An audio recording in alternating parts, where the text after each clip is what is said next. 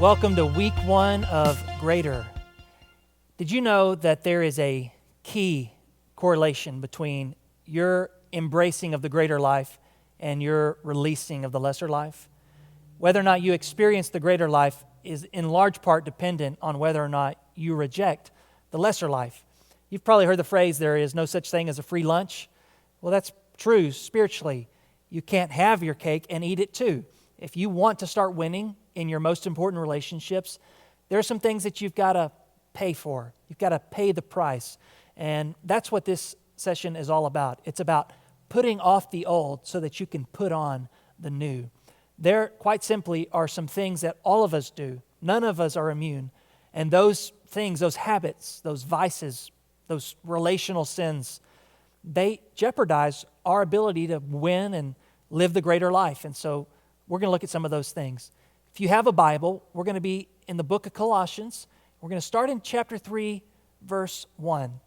And our focus passage is in verses 5 to 11, but I want you to see the first 4 verses as well. If then you've been raised with Christ, seek the things that are above, where Christ is, seated at the right hand of God. Set your minds on the things that are above, not on the things that are on earth. For you have died, and your life is hidden with Christ in God. When Christ, who is your life, appears, then you also will appear with him in glory. Put to death, therefore, what is earthly in you: sexual immorality, impurity, passion, evil desire, and covetousness, which is idolatry. On account of these things, the wrath of God is coming. And in these too you once walked when you were living in them, but now you must put them all away: anger, wrath, malice, slander, and obscene talk from your mouth.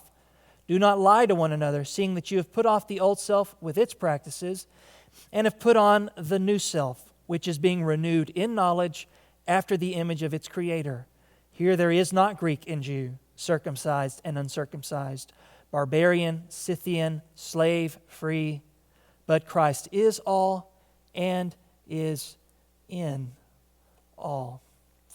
The first 4 verses, one of the reasons I read those verses is because it establishes something Paul does in every single letter that he writes to any church.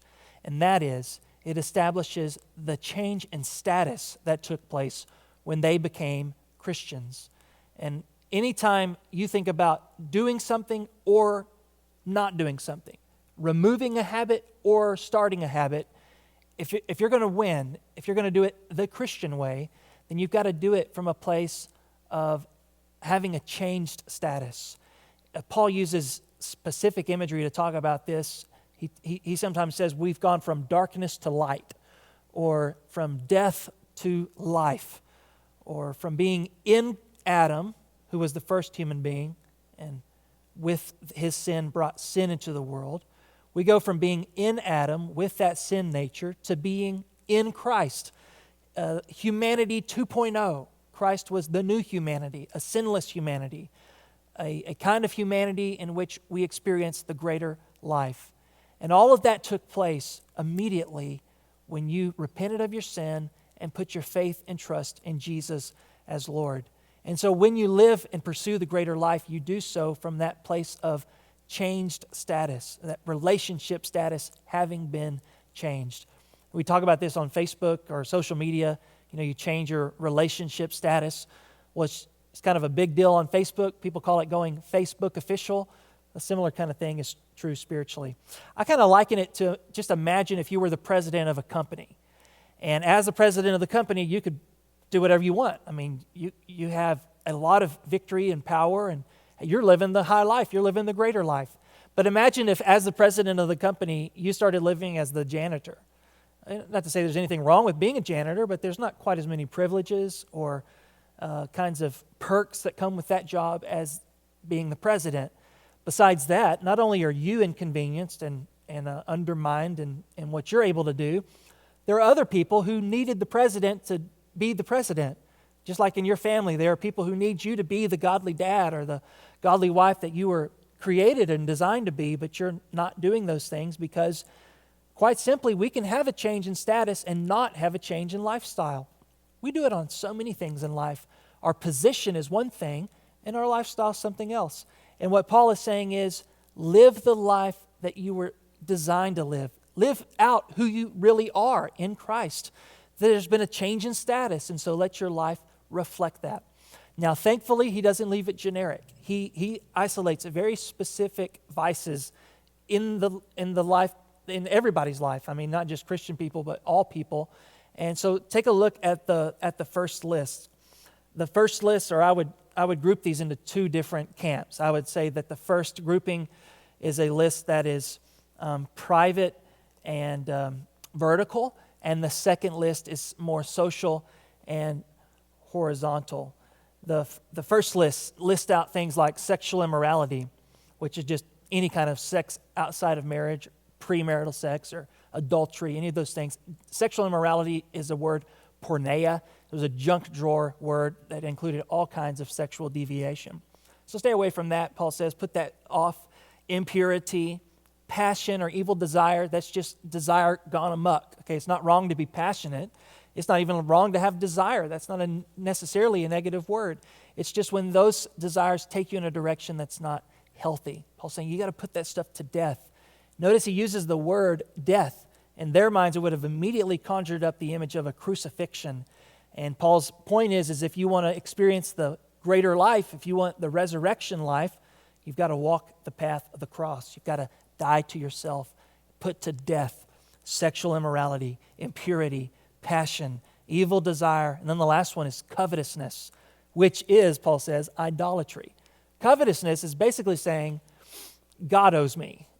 He doesn't know what I need. If he knew what I needed, he wouldn't have given me this, and he wouldn't have given them that.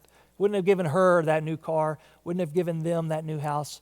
It's that kind of jealousy, envy, it's idolatry. It comes from an anti-God spirit that says, God doesn't know what's best, I know better, I should be God. Paul says that kind of stuff, those private vertical sins are going to jeopardize your ability to win in your relationships with other people and in your relationship with God. So put it away. Then in verses 5 and following, he talks about these social or horizontal sins. Sins like anger, wrath, malice, slander, obscene talk. I don't know if you noticed this, but they kind of grow in intensity. It goes from anger to wrath. You know, we all know what anger is, but if you intensified that over a long period of time, that would be wrath. And if you intensified that and then had premeditated evil thoughts towards another person, that would be malice. And then acting on those thoughts, slander, misrepresenting someone, hurting somebody's reputation. And then, of course, obscene talk is just any kind of talk that's inappropriate. It's shameful. It doesn't belong in the life of a person who's trying to win or trying to live the greater life. The last thing he says is don't lie to each other. And quite simply, the reason he tells them not to lie to each other is because his focus is on relationships. And in any relationship, the currency of that relationship is trust. Trust can be built for years and broken overnight, all because you misrepresented reality. You misrepresented yourself. You didn't tell the whole truth, and all of a sudden, there was a seed of doubt planted in the person that you were in a relationship with. And Paul says, if you're going to be a Christian, if you want to live the greater life, if you want your relationships to be healthy, you want to start winning at work and in your home, don't lie to each other. It just messes everything up. Now, before we talk about the vices and kind of how do you wrestle through and overcome those temptations, I want you to just think about for a second the connection between your relationship with God and your relationship with people. In this text, there's a clear correlation. When you're doing well in your relationship with God, then everything else in your life starts to improve. And vice versa, when you're doing poorly in your relationship with God, when there's not a lot of intimacy, or maybe you're living in a habitual kind of sin, then your relationship with other people starts to be hindered. And so just think about that for just a minute and then discuss it as a group. How has your relationship with God positively or negatively impacted your relationship with other people? There's all kinds of evidence on this. Just to give an example of one of the vices in our list, sexual immorality. There's now documented proof that extended use of pornography, men or women, that it rewires the brain and it causes you to look at people differently. You see them as objects instead of human beings. Well, your relationship with God, that kind of private sin, has negatively impacted your relationship with other people. Or if you're coveting someone, or you got some greed or malice in your heart, well, are you going to be nice to that person or mean to that person? Are you going to avoid them in the hallway, or are you going to pursue them to kind of greet them and make things right? Obviously, your relationship with God, those private vertical sins, negatively impacted your relationship with other people. And the opposite's true as well. In my life, when my relationship with God is where it should be, man, my marriage is better. I'm treating my children better. So talk about that as a group. Talk about that connection, how you've seen it play out in your own life. And then I want you to look at those two groupings of sins, the vice list on either side, and talk about which one's hardest for you, which one stands out the most, which one have you successfully overcome. All right, and how do you do that? How do you successfully resist the temptation to not covet or to not lie? And just share with each other your own, brokenness, but also how you're trying to win in those key areas of your life. Now, I know it's not easy to have these kind of conversations, but it's important for your group. And so be open and be honest and see what God does with your conversation to encourage each of the people in the group, and also to kind of challenge you to take a step forward in living the greater life. After you're done discussing, press play on the video again, and we'll finish out this week's session.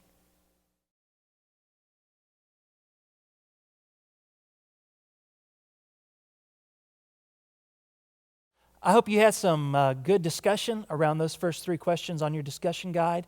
Before we get to the remaining questions on the discussion guide, I wanted to just reemphasize something that I see in this text, because I think it is so foundational to living the greater life. If we're going to put off the old and put on the new, we have got to understand this status change that takes place when we become Christian people. You saw Paul in the first 4 verses establish it. You even see in this text when he says, hey, don't do this, or put off the old, or put away things like malice and anger. Look at the rationale why. Look at what he says, the reasons why we do these things. We're not doing these things to impress God or to kind of get him to like us or approve us. We're doing these things because we've already gained that approval in Christ. We're not doing it so that we can gain Christ. We're doing it from a place of already having him in us. That's what it means to be a Christian. One of my favorite Christian pastors and communicators is a guy named Tim Keller. He, in his book, I don't remember the name of the book. I think it's called Gospel in Life. He talks about the difference between religion and the gospel. And in living the greater life, the way to get that life is to understand the difference between these two things. Just look at some of the examples that he gives. He says, religion says, I obey, therefore I'm accepted. The gospel says, I'm accepted, therefore I obey. Religion says that motivation is based on fear and insecurity. The gospel says that motivation is based on gratitude and joy. Religion says, I obey God in order to get things from God. The gospel says, I obey God to get God, or because I already have God, and that's how I delight in him or resemble him. Here's one of my favorites. Religion says, my identity and my self-worth are based on how hard I work or how moral I am, and therefore I look down on anybody who is immoral or lazy. But the gospel says, my identity and self-worth are in Christ. I'm saved by grace. I can't look down on anyone whose beliefs or practices are a little different than me, because it's only by God's grace that I am what I am. Knowing the change in status is crucial to you experiencing the greater life. Let me show you in the text one more time. Look at Colossians chapter 3, verses 3 to 4. He says, for you have died and your life is hidden with Christ in God. Why are you putting off the old? How do you live the greater life? By dying to yourself. You've died and hidden your life with Christ in God. And when Christ appears, you'll appear with him in glory. Therefore, verse 5, therefore, since that's true, put to death these things. Look in Colossians chapter 6, right after the first group of vices that he lists in verse 5. In verse 6, he says, on account of these things, the wrath of God is coming. And in these two you once walked when you were living in them, but you're not in them anymore. He does the same thing in verse 9 after listing the vices in verses 7 and 8.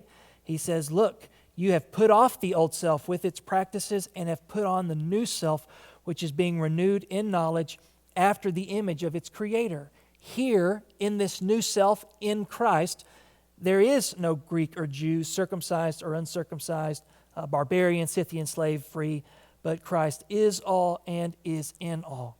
In other words, your status has changed. You no longer relate with yourself, with other people, or with God in the same way. Everything is different because Christ is all and He is in all. Just real quick, how you relate with God is different. You're no longer under His wrath. You're no longer under the penalty of your sin. You don't have to fear judgment or condemnation because Christ has paid the penalty for you.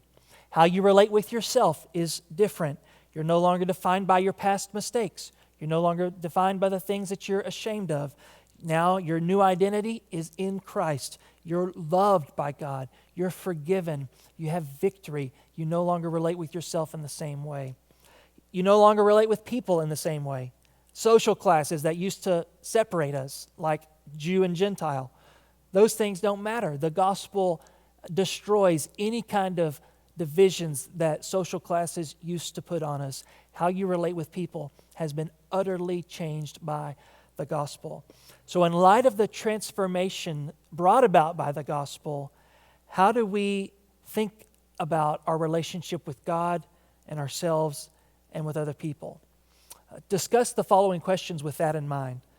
Why is this understanding so important to change our behaviors? Why is this knowledge central to getting off the old or getting rid of the old life and putting on the new life? Maybe you can share, if you're new to the Christian faith, or maybe you've been a Christian a while and this kind of doesn't make sense to you, what's unclear about this status change?